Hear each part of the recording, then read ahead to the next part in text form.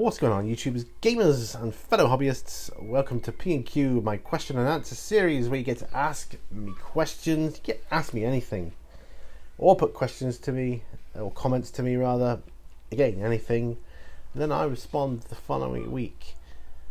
And they can do this one of four. Put your comment or question down below in that section, or you can email me directly at miniwarzone@gmail.com. Again, there'll be a link in the video description below. Or if you make a video in your own Q&A or video series, or you just happen to ask a question in a video you make and I pick it up, I'll answer that here as well. Or if you see me, some people bump into me now and again from time to time. It's been known to happen. Ask me a question, that's fine, I'll answer you there. And of course, but if I think that's a good question, I will use that here as well. I have done that before. Just look back through the P&Qs. There's a lot of them to look back through, I know, but yeah, I have done it. So anyway, enough chit-chat. The sun is glorious, so I haven't been doing any hobby stuff these last few days. I'm making the most of the sun. I've got to go out and cut the grass in a moment, but I'm waiting for the sun to go past its like hottest part of the day, so yeah. Anyway, you don't hear about grass cutting. Questions. I've got 1, 2, 3, 4, 5 video questions and an email. Start with the email first. Right, this email was talking about my videos that I'm putting out about the updates that are coming out from Games Workshop, where I read through the update. You know the drill if you've seen it. If not, go watch them. It says anyway, why is it then in some videos you are seen and some you are not? Thank you for doing them anyway, as to be honest I'm quite lazy and I'd rather watch a video than read it for myself.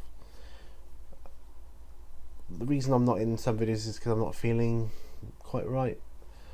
I have a certain look about me when I'm not feeling that well, and I don't like being on camera on those occasions, so behind the camera it is. And sometimes it's just easier to do a video that way, if I'm time constrained. If I'm constrained by time is another reason, then I'll just do it because it's quicker without it. So I'm going to sync anything up or render it and edit it and all that stuff. I'm not going to do any of that. Okay, so that's why. Right, video question. Right, and this one's from Wolf Brother Mythos, but this one is from last week, or the week before the last Wolf Brother Wednesday. Because what happened was, I was watching this Wolf Brother Wednesday, I got about half an hour into it, and then I got interrupted by real life stuff. You know how it is, real life comes along and goes, wait, you got to come and do this now. Or, you know, something's happened, you got to go there or do that. And I just forgot to go back. So, my bad. Sorry about that.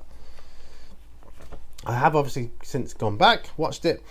And I know I'm late to the party, but he did say, name one thing you are excited about for 8th edition 40k and one thing that you have reservations about. Well, for me, what I'm excited about are the cards, the data slate or data sheet cards that you get. I'm excited about that per unit. I think that's brilliant, because that's what I was writing out anyway. I think a lot of us do. You write out a thing, or you've got something on your spreadsheet or laptop or something that you print out, and so you put all the info in there and the number crunching, you know, as much as you can do. And I think that's just brilliant. It's got a touch of Warhammer / Hordes to it, but their cards I've always felt were too small. But this is good. I'm hoping they're going to be about A5-ish size. I think that's just brilliant. I love it. So that's what I'm excited about. One thing I have reservations about, of course, is going to be, for me, is going to be the price, because I'm not made of money. And yeah, the price. I mean, I'm already sold on the starter set, of course, when it comes out, and you know, bits and bobs that they're going to release with it. They're going to make a fortune, aren't they? I mean, they really are. Despite what people are saying, they will sell a bag load of it. So the price is what I have reservations about. How much money am I going to be spending on my hobby just because a new edition, you know, like I did last time. Still recovering from the 2 years ago, you know. Okay, let's go on to his latest Wolf Brother Wednesday, because I watched that yesterday.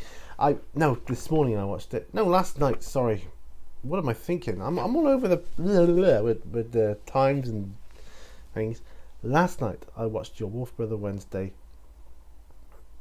I did. I'm sorry, but when you got to your most embarrassing moment, I kind of laughed out loud, not in a nasty way, but I was chuckling quite heavily. I was like, "Oh my word! Are you kidding me, dude?" Yeah, yeah. And enough said. Let's allow a discreet veil to be drawn over that one. Anyway, you asked. Sorry, my friend. You asked, what are your fears? Because you've got a fear of spiders, and you wanted to know what we have fears of. I don't have any fear of spiders or snakes or anything like that. They don't bother me at all. In fact, I've got a couple of spiders in the studio here. Well, I used to have. I haven't seen them in a while. But I named them. Boris and Horace. There's two of them. They don't bother me. They keep the flies down, and But what I do have an irrational fear of is moths. Oh, I hate them so much. If one is in the room, I break out into a cold sweat. So scared of moths. I think, actually saying it's irrational, I don't know if it is. It's going back to my childhood. I was quite small when one of those big ones went right in my ear and was buzzing around, and I freaked me totally out. And ever since then, I've had a fear of moths. Great question. Ooh. See if I can warm up from my shivers in the sun here. Spider666. Okay, this was on his Road to video. I think it was on your Road to D&D actually, where Ali asked, "What is your favourite A shrub, B bedding plant, and C tree?" Well, I don't know if a rose is a shrub.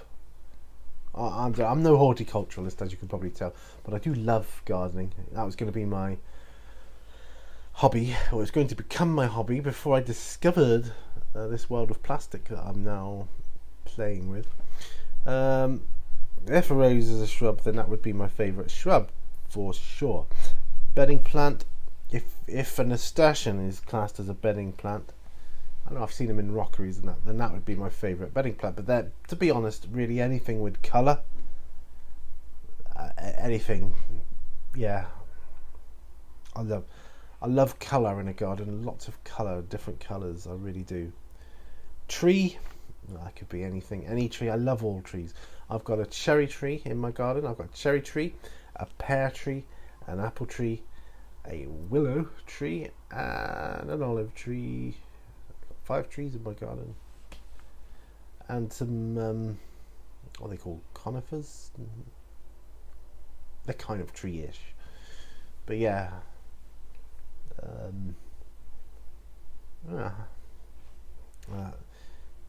I think that's classed as. Oh, I don't know. But anyway, what I have in my ideal garden, well, just colour and trees and lots of space. Because we're going to move. I don't know when, but we are going to move. We've decided we're going to. Oh, excuse me. Sorry, nature of the beast. We are going to move to a place with lots of space, a massive garden. We're going to have a lot of trees, and if it doesn't have trees, we will have trees planted. I'm going to be taking the olive tree with me anyway. There's a lot of sentimental attachment for me with that tree, well, for all of us actually. So that one will be coming with us anyway. I don't care the cost that's coming with us. So yeah, I don't have a favourite tree. I like them all. I really do. I like old trees, preferably. It'd be nice to get a place with an old oak tree. That would be fantastic. I'm there. Especially on a day like today, with the sun. We're going to live near the sea, probably, or some sort of water. Yeah, that's what we're going to do. And obviously, Mini Warzone is obviously going to have to move out there as well. I need to work from there or very close by, so that would be good too. God, what a great question. Next one comes from the Nerd Life on their Q&A. Kristen asks, what is your favourite season? That's easy. Summer. I like summer. I like the sun, and I like the heat. I know a lot of you guys in places like Texas are not big fans of heat because you get a lot of heat at different times there. But for me, with the English summers we get here, they don't last long anyway. A couple of weeks, done. Then it's cold and wet and windy. It is in Plymouth anyway, so yeah, I'm sure it's different in various parts of the UK, but really. Richard asks, what is a model that you're not only terrified to buy but to build? Well, I suppose terrified to buy any model that costs a lot of money if I'm not sure I've got the skill to put it together. This one, for instance, I wasn't scared to buy, but I was scared to build it because it comes that effect, that swirly effect that goes around. It was in lots and lots of different pieces, and that scared me. I was like, ugh. And when I first got into the hobby, my first box of tactical marines, I had no clue what I was doing, and I found that very scary and intimidating. And then I started watching new tutorials, and I thought, okay, it's not as bad as it seems. My first dreadnought, I was scared to build because I thought, oh, it's a big model. It's not, is it? But to me at the time, compared to the infantry, it was big, and I was like, what am I doing? What am I doing? It's just different, that's all. And I'm finding the Lincoln building challenging but fun. So I'm finding that fun. These things that get my goat, these air conditioning units that go on the side of the building. Anyone that's ever built the Lincoln building will probably tell you. Other than that, I can't think of anything. Terrified to buy and build. I suppose it would be a big model I've never built before. Anything, some sort of Titan. When I first got my Imperial Knight, I was scared about that because I'd never done it before. And it was so massive, and can't say I've ever been really terrified though, or am. Just excited. I love it. And any MDF terrain these days for me is quite unnerving if I've not built it before, because there's never any instructions with them, apart from the ones you get for the Batman game, which are specifically for that. But we're talking generic companies. Like the Lincoln building, for instance. No instructions, so all you've got to go on is the picture. So that's all that comes in, nothing on the back. You just got the picture and how to build it. And a load of bits. Okay. I shall make it how I think it should be. But I'm not terrified. It's fun, you know, and that's what it's all about, right? Okay, Kuja and Kiwi from Hyra Hobby Sunday. Now they've combined forces, gone into one channel, because we had Kuja Hyra and Rainbow Kiwi Bow. So they're going into one channel. That's super awesome. That's pretty cool. Their question is, what is the one item for your hobby that you're planning on buying in the next 6 months that will increase your skills in the hobby? The only thing I could think about for this one was, again, it's going to be for this model, because I'm obviously just looking at the nature of the model dictates I'm going to be doing a lot of airbrushing, right? So I'm going to be buying more airbrush paints, which means I'll be doing more airbrushing, which means I'll hopefully be increasing my skills in that area.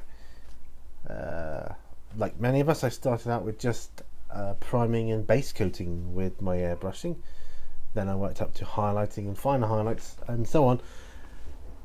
And that, you know, the more I do it, the better I will get at it. But if I don't do it for a long time, I'll kind of forget, which is why I did my airbrushing for beginners series, which actually, I think airbrushing for beginners part 3 is actually my most popular video ever. It's got about 7,000 views, and that's not many by a lot of people's standards with videos, but for me that's pretty good. I'm happy with that.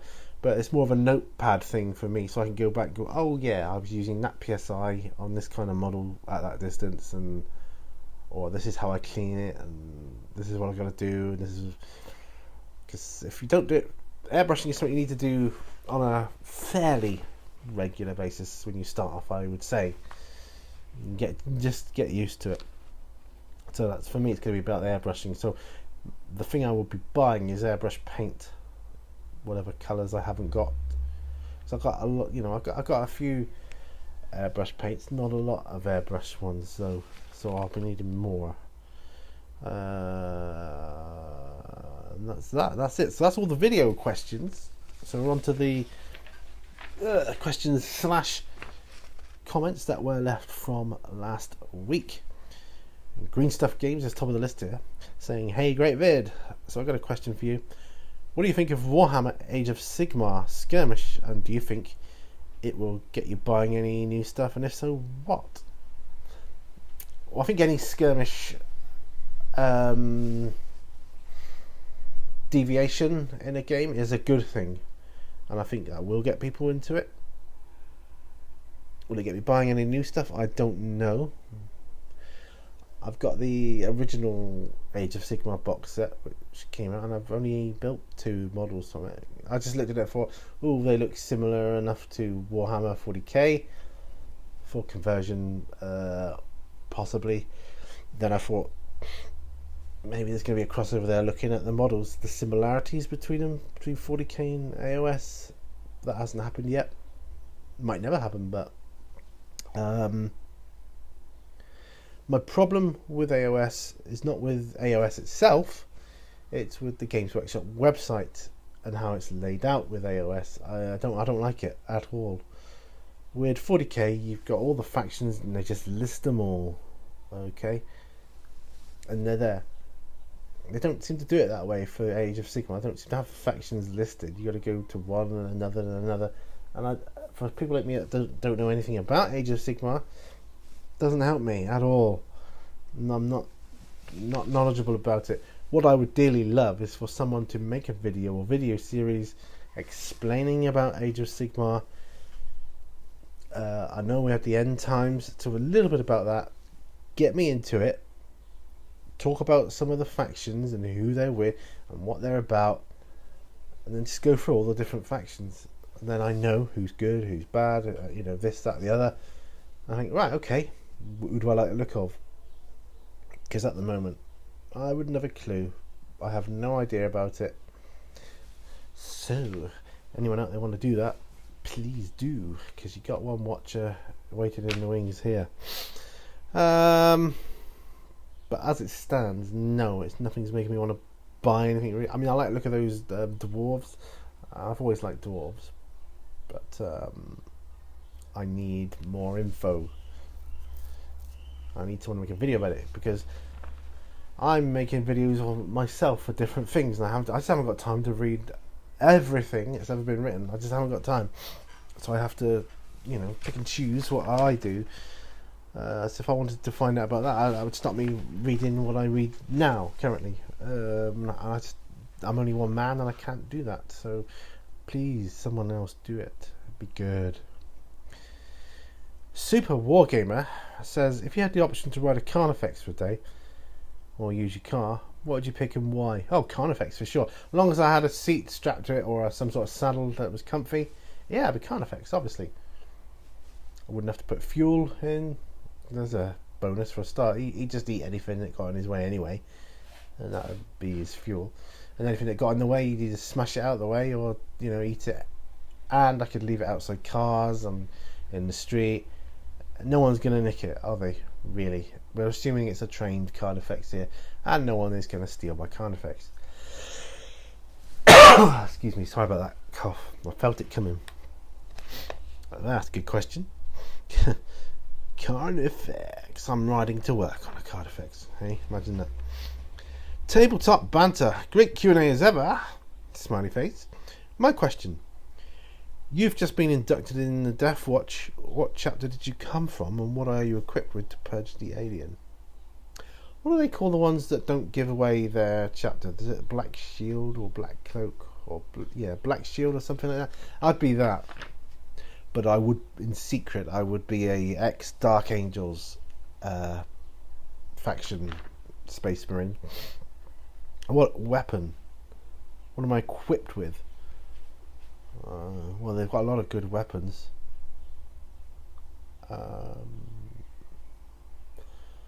I like that one. What's it called? One that destroys your atoms, vaporizes. Atomizer cannon. Yes. It's a is it a plasma weapon? Is it? No. Is it? No. I'm gonna have to look it up now, aren't I? Atomizer cannon. Yeah. I think you know the one I mean. It's a melter weapon. Yeah, it just literally, wipes out your atoms. It's a melter weapon. Atomizer cannon. I'd have a portable version, or a couple that I just have on my belt. Yeah, da-da. And a massive, great big ass one that I'd carry around like old Painless from Predator. It's time to take old Painless out of the bag. Deatomize you. That'd be my weapon. What a cool ass weapon that is. Yeah. And of course I'd have the bolter guns with several different rounds, and I just change the rounds on. Incendiary, freeze round, poison. I'd have all that. Bit of like Batman gadget stuff, isn't it? Yeah. So I'd have those, and a sword. Just a power sword. Yeah. Yes, that's what I would have. Take on the alien. Yes, indeed it is. Okay, WG Revival is next. He said, you'd love the tea up north. Nice and strong, not too much milk. I'm off to put the kettle on. We had a bit of a conversation, like a couple of 2-comment conversation. Yeah, because they make the tea too weak down here in Plymouth for my liking. Now I'm generalising, of course, but in my experience, and I've been here many years now, the majority of the Plymouvian population seem to like their tea milky, and for me that's like, what are you trying to do? Poison me? No. Strong. In fact, don't even bother with the milk. I'm happy without it. But if you must, put a little bit in, or just show it the milk, Yeah, nice and dark and strong. I love a nice strong cup of tea, which is what I'm going to have after this. After that, I'll be thinking about getting the lawnmower out to mow my lawns. Yeah. Yeah, good one. So I am unusual in that, I think, down here. I like a nice strong cup of tea. Whenever anybody makes tea for me and them and other people, they always give me the strongest one. Oh, excuse me. They say, oh, you better have that one. Say, no, I like strong tea. Edic Beer 40k says, nice one, Pete. You wimp, lol. Okay, try this. Top 5 Q&As you enjoy watching in no particular order. You're determined to get something out of me. I told you I can't choose between my children. Top 5 Q&As in no particular order. Oh man, I don't know. In no particular order. I like some of the ones that Mini Wargaming do. I like Matt's Q&A. I like Steve from Mini Wargaming's Q&A. And I like Quirk's Q&As. I'm not too fussed about the others at the moment. Yeah. I like the Nerd Life Q&A they do, and I like the Q&A that my Wolf Brother Mythos puts out on his Wolf Brother Wednesday. Those. I have loads of others, of course. But you asked. Yes, but of course I like loads of others. But yeah, but I chose 3 of them from Mini Wargaming because they're each different. They have their own different character and personalities. So yeah. So that's all the questions / comments I got time for this week. Didn't get an awful lot from the video last time, so please put your comment questions down below.